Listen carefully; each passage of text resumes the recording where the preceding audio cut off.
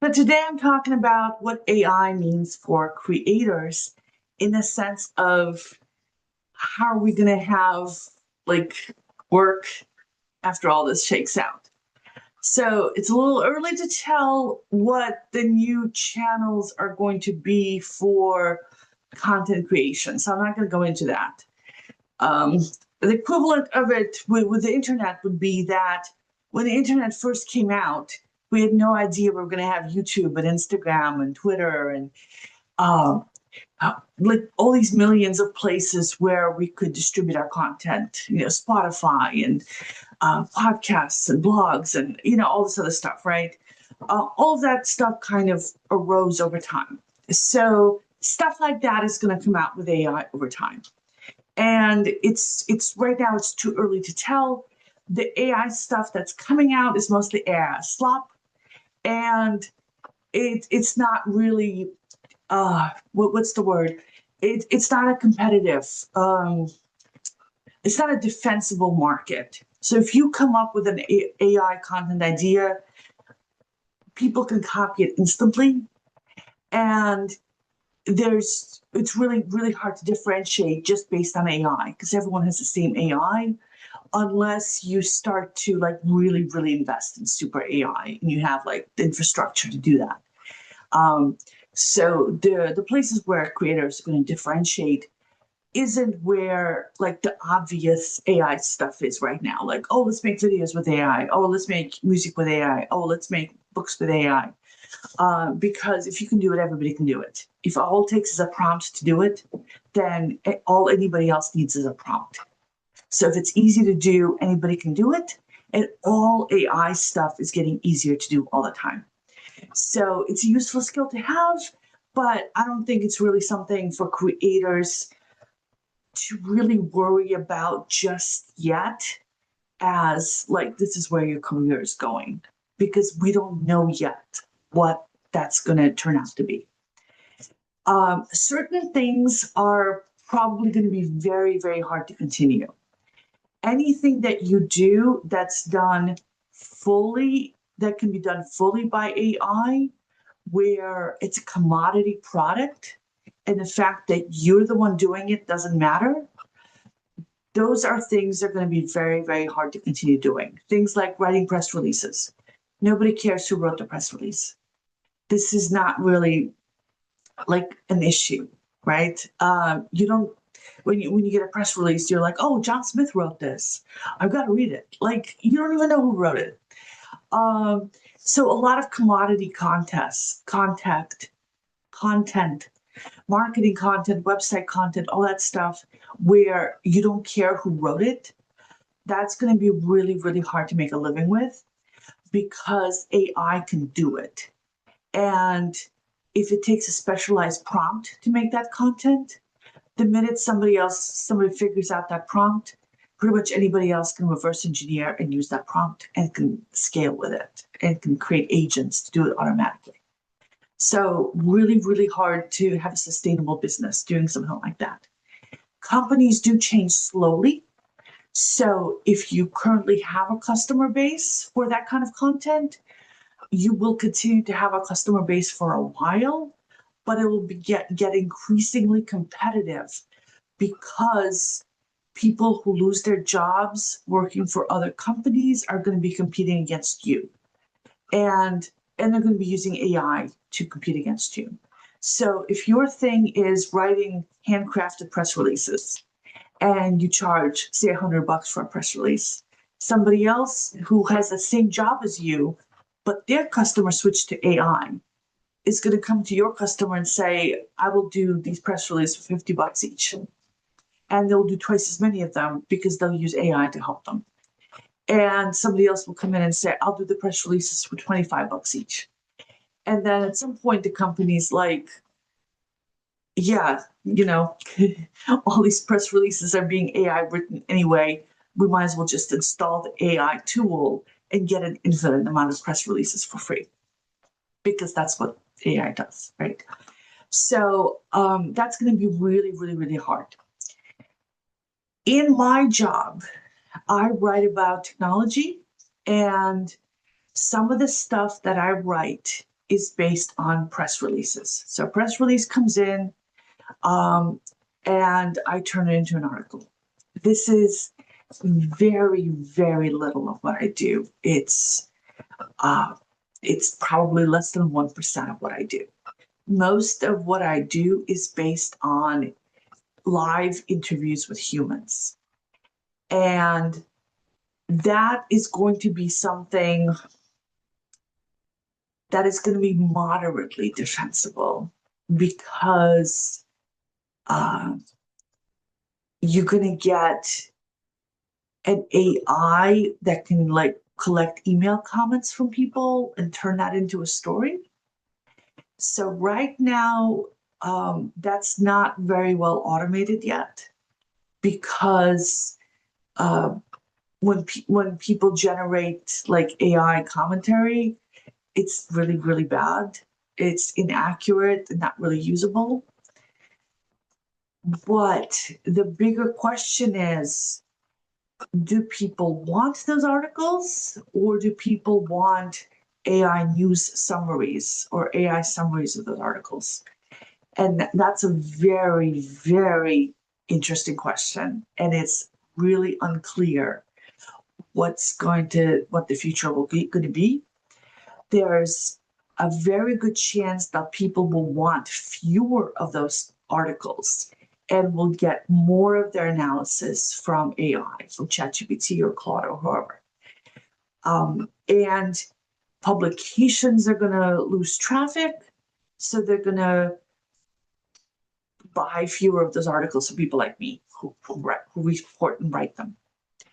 So that's something that I'm very worried about.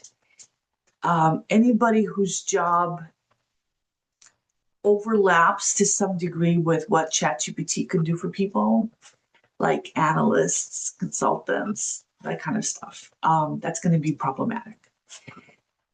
Where you do have an advantage is in areas where who you are matters. And for the articles I write, it matters to get people to talk to me because they know who I am and they know I ask, reasonable questions and write something that's reasonably accurate. And it's not embarrassing for them to be in an article that I wrote. But for readers who read my articles, they probably don't really notice my name very much. So people like me whose names are not noticed, so their names matter a little bit but aren't really noticed, I think are going to have to do a much better job differentiating themselves as humans. So you want to do a podcast, you want to have a YouTube channel, you want to have a newsletter, you want to go out in person to events and talk to people, you want to have some kind of human connection to your readers, write books, all that kind of stuff. And we've all known that we needed to do this for the last 20 years. We've all known this, that you don't want to be a commodity journalist that's anonymous and nobody knows your name, because that's not a very defensible position, because there's a lot of people who want your job and are willing to do it for less. You really want to be a brand name. You want to be someone that people have a relationship with, that people trust. And it's very hard to build that trust when nobody notices your byline. So, so start a newsletter if you don't have one yet. I don't have a newsletter. I am saying this. I've known this for 20 years. I should have a newsletter. I should have personal connections to my readers. I don't have a newsletter. Start a podcast. So I guess this is my take on having a podcast. Go out to events. I'm going to be at CES, the Consumer Electronics Show in Las Vegas in January. So I'll be seeing people like face to face. So that's nice. And I'm like anytime somebody asks me if I'm okay with being interviewed for the channel, I say yes. I'm going to be speaking at an online conference. Oh my God, it's in a couple of weeks. I gotta start preparing for it. So all that stuff is going to be necessary. We're all going to have to do it. It's really going to be difficult. we're going to have to step up. So yeah, personal relationships matter a lot in the age of AI because AI content is infinitely scalable.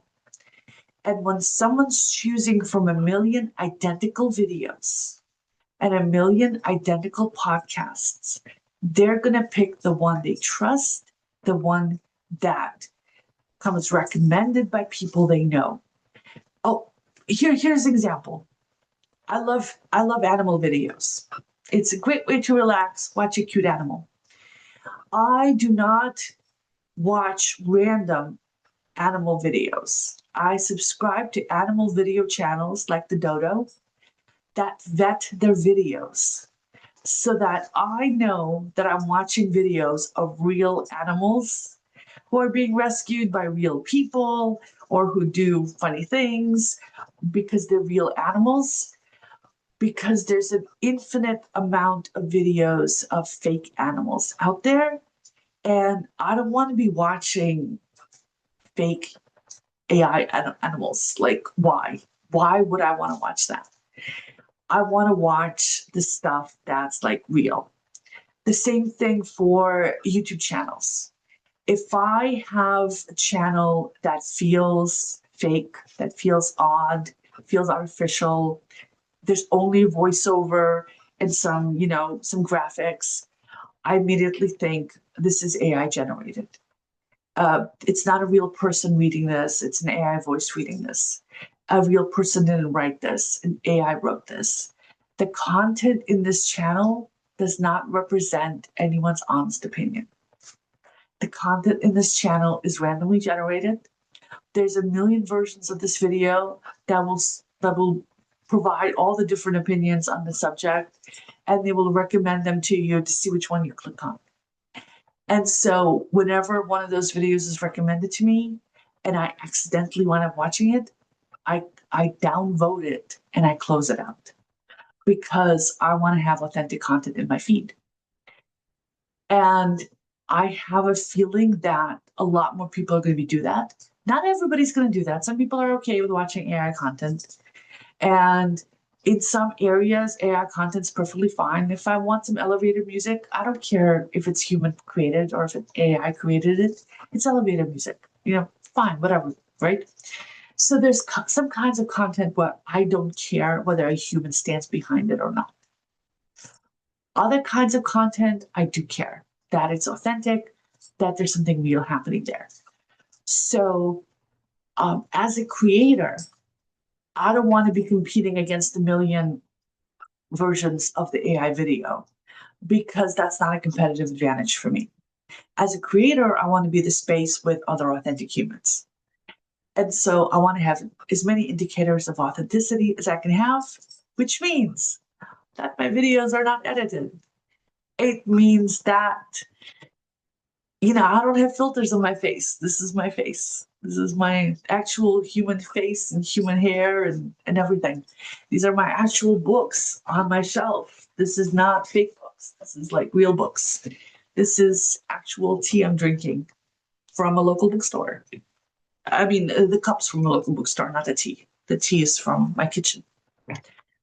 So if you're a creator, I think what we're going to be having to do is find ways to authentically connect to our audiences. And trust is important. If I can't trust somebody's opinion, then I'm not going to be watching them. And so I watch people who've been around for a while. I watch Matt Berman and Matt Vitpro, and Matt Wolf. No, Tim Berman, Matt Wolf. Dylan Curious. I watch those channels because I reasonably good sense that these are actual humans. And when they do have AI content on their shows, because they talk about AI, so they're demonstrating all this stuff, it's really clear which part of the video is their actual video of themselves as a human and which parts are AI generated. And I really like that. And if they fail to live up to that, if all of a sudden they replace themselves with an AI avatar, they will lose my trust. So I will lose trust in that channel. Similarly, too, if you go to a local farm stand and you discover that the farmer actually buys all that stuff at Walmart and just resells it at a markup, you lose trust in that farmer, right? So trust in a content creator is going to be hugely valuable commodity. And so that's one thing that I'm going to try to really hard to preserve, which is another reason why I'm not working from a script. I'm actually telling you what is in my head. And so I'm going to be talking more about the stuff that I research. So, for example, this week, one of my articles about the cost of AI was posted and how the costs are going up and where companies are finding the money to pay for all their AI projects because they're spending more money on AI. The cost of AI is a weird thing because the actual inference prices are falling. So any particular individual question is getting cheaper and cheaper, but the overall costs are rising because companies are using so much more of it.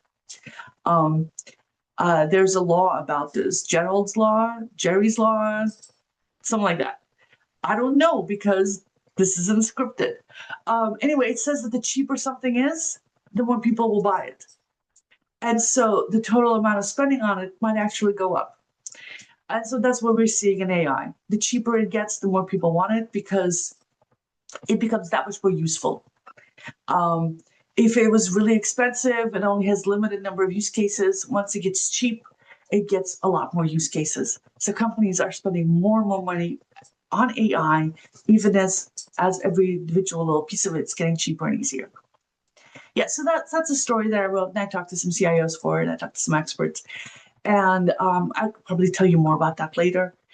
I'm going to be trying to do a lot more of that, a little bit behind the scenes of what I'm seeing, a little bit more behind the scenes of what I'm working on and my process and all this other stuff.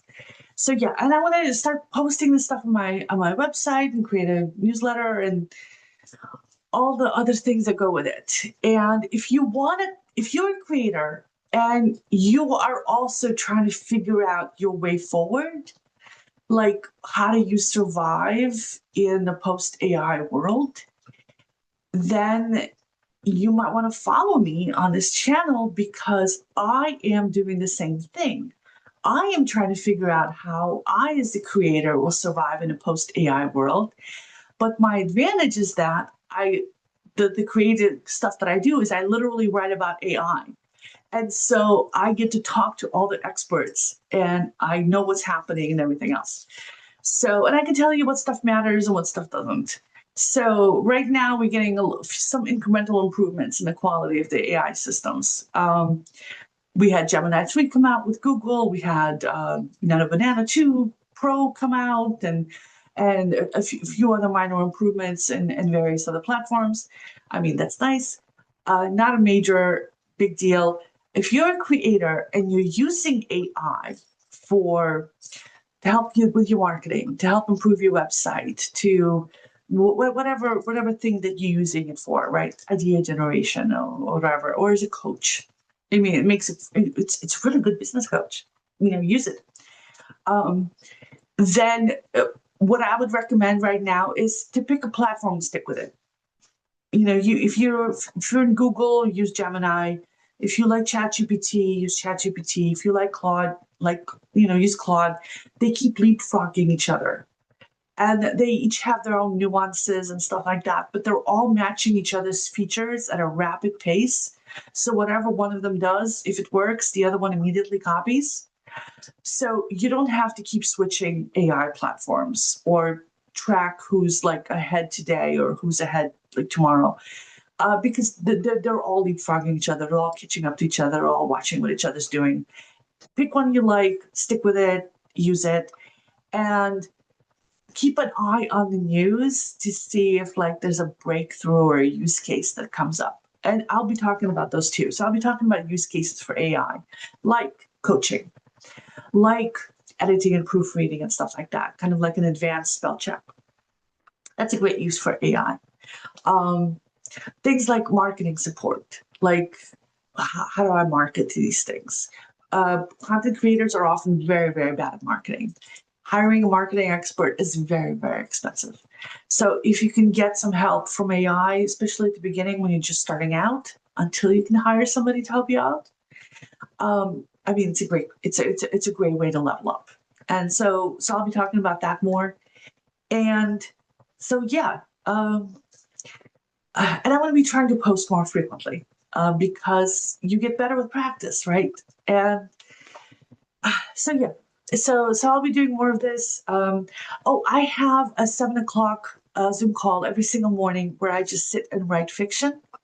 So if you want to join me, you can email me. My email is maria@korolov.com. And if you're a real person and who's like really writing and who could use like 1 or 2 hours a day of just quiet writing while somebody else is writing with you on the Zoom, then contact me and convince me you're a human. And a nice human, not like a weirdo human. But yeah, so there's all this stuff I do, and I'll be trying to share it with you, so you can kind of follow along. And as I'm learning stuff, I'll share it. And if you're kind of on a similar journey as I am, you might benefit from it. All right, good night, everybody. Have a happy weekend, and I'll try to talk to you again very soon.